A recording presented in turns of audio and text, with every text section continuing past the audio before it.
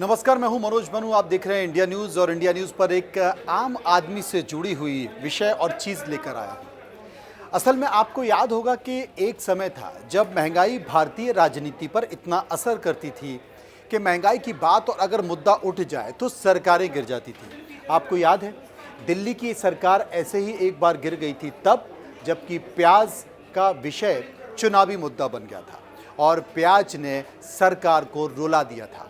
लेकिन अब महंगाई कोई मुद्दा ही नहीं है। लेकिन यकीन मानिए, बाज़ारों में महंगाई का असर इतना ज़्यादा है लेकिन आपको महसूस नहीं हो रहा। कंपनियां आपके साथ धोखा कर रही हैं। धोखा कैसे कर रही हैं?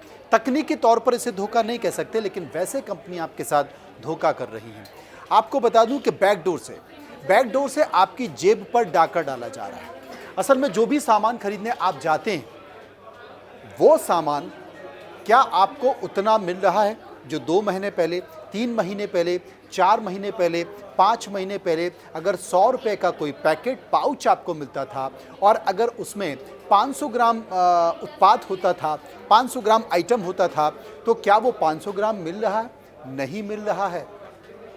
महंगाई की स्थिति ये है कि कंपनियां अपने दाम नहीं बढ़ा रही हैं, क्योंकि कंपनियां अपने दाम बढ़ाएंगी तो उसके प्रोडक्ट पर असर पड़ेगा, बाज़ार की जो प्रतिस्पर्धा है उस पर असर पड़ेगा और वो बाज़ार से हट सकती है, उसको नुकसान पहुंच सकता है।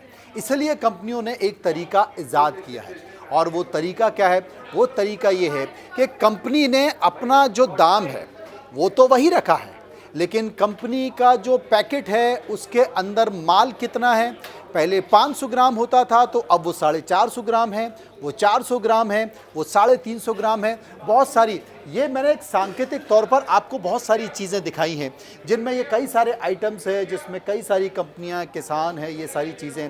लेकिन कभी आप बाज़ार में गए हैं और आपने 4 महीने पहले अगर कोई साबुन की टिक्की खरीदी है और अगर वो साबुन की टिक्की 15 रुपये की है, तो क्या आप उस साबुन की टिक्की जो अब 15 रुपये की है, आपने उसका वज़न चेक किया? आपने ये पता करने की कोशिश की कि उसके अंदर माल कितना है?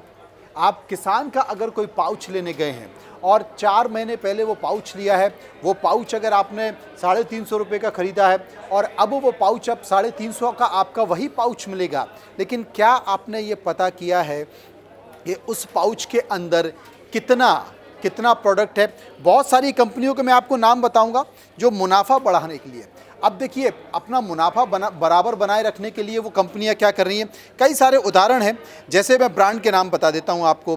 किंग है, रुचि है, सोयम है, जैसे ब्रांड है। उदाहरण के तौर पर ले लीजिए कि रिफाइंड तेल का टिन है और वो रिफाइंड तेल का टिन जो कि कुल वज़न जिसका 15 किलो 900 ग्राम था, अब वही 15 किलो 300 ग्राम हो गया है, उतने ही दामों में।